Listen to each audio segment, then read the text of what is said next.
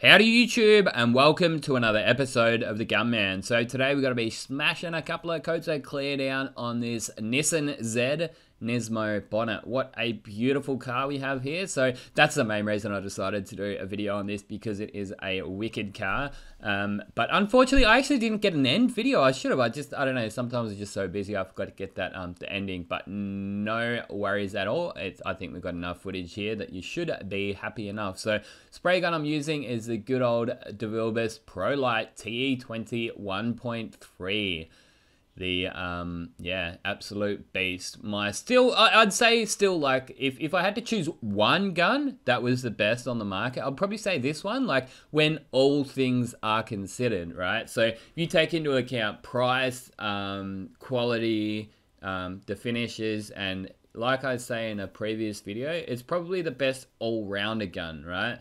So it may not be the absolute best clear gun on the market. I'm happy to give that, and and also it may not be the absolute best base coat gun on the market. It might not even be the best wet-on-wet gun on the market, but it will do every single one of those things I just said well above average. So that's good. You know, it might even be just say, I don't know, let's just say give it 5th best clear gun. Might be, say, 3rd best base coat gun, something like that. But when you put all those things together and you think about the price as well, what a beast of a gun.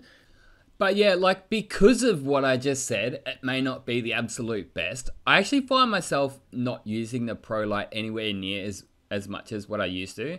So I'm in Melbourne now also, and this gun is, I would say, more suited to the conditions in Perth, like the high heat, low humidity. It absolutely just smashes it on, right?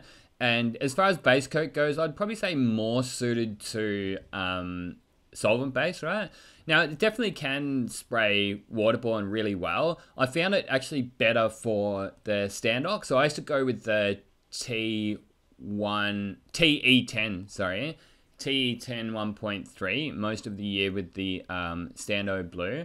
But yeah, if you were to, say, spray the EnviroBase, you might even want to knock that down to, say, the 1.2 and maybe keep the TE10 cap on.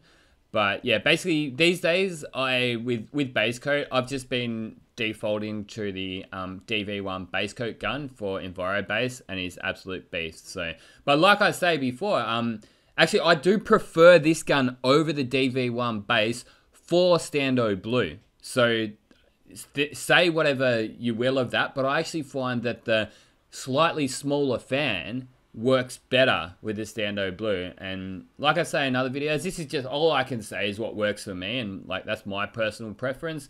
It's not like, you know, set in stone that you have to do that. At the end of the day, like, the only reason I come to these conclusions is I'll try them.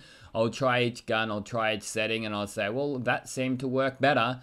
And, you know, I have been wrong before, so I could be wrong now. And it's, yeah, it's not sort of set in stone with the things that I say, I guess. So, absolutely do love my spray guns, though. There's just something about them when you just get that finish. I mean, maybe I'm attributing too much to the spray gun when it's as much, you know, the environment, the years of experience, and the products and all that kind of stuff. But just when it all works, you've just got to give some praise and thanks to the beautiful spray gun in your hand. But yeah, this one here is the Pro Light Carbon Edition.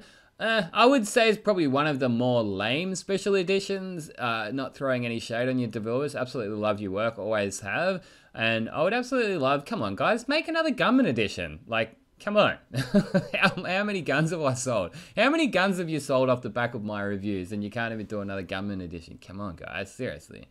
But yeah, have a look at that. It's incredible, man. Like, absolutely incredible. Absolutely nailed that finish. There's barely anything to buff in it either, maybe one or two. I think so this was the first job after doing a candy over flake respray, which I do have to get around to doing the editing on that. And there was a stray flake that landed in that bonnet. I was not happy, but I think I managed to dig it out. So yeah, that's the main thing. But yeah, so the clear coat that I'm using is the PPG LVC 105 clear, and I always heat it up to get it to 30 degrees, right? I find it just flows out really nice at that temperature. I was actually having a trouble, like an issue with this clear, where it turns out I was baking it too high. I didn't know, right? But it's funny how, like, sometimes you'll have a week off. So I had a week off and I came back with that new idea. I'm like, hey, what about if I bake it at a lower temperature? And boom, all of the solvent boil issues I was having just disappeared. So the boost that I'm in, like the low bake boost, they heat up really quick. So you just slamming that paint with too much heat too fast is not a good thing.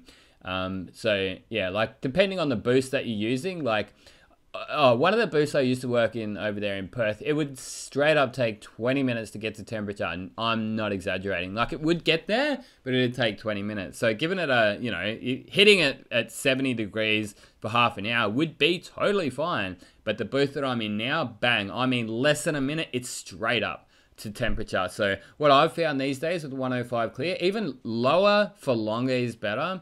So, look, we're not in a rush in this shop these days, so I'll just go half an hour for 45 minutes for half an hour. 45 degrees Celsius for half an hour. And if they need it done that day, I'll let it go through the cool down cycle and then give it another 30 minutes, but at 70 degrees.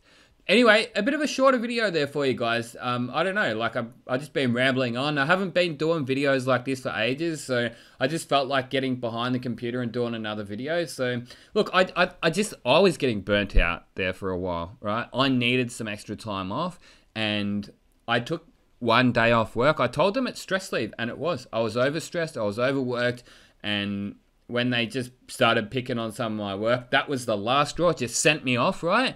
And that told me that, like, for me to react that way, right, I overreacted, don't get me wrong. I still think that they may have been going a little bit picky with my work, right? But as you can see on this job here, the quality of work that I do is really good, right? So I do obviously take pride in that. So to be putting out, like, what I believe is good quality work, and then to have them send it back, like, I took it personally. I think after that stress relief day, I'll probably take it differently next time.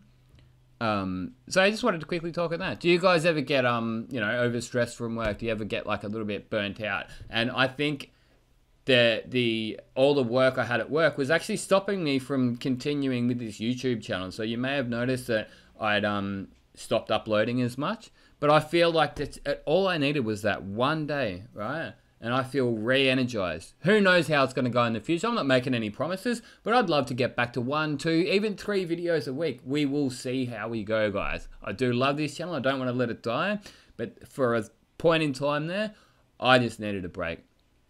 Anyway, guys, until next time, get out there and paint some shit. Coming out.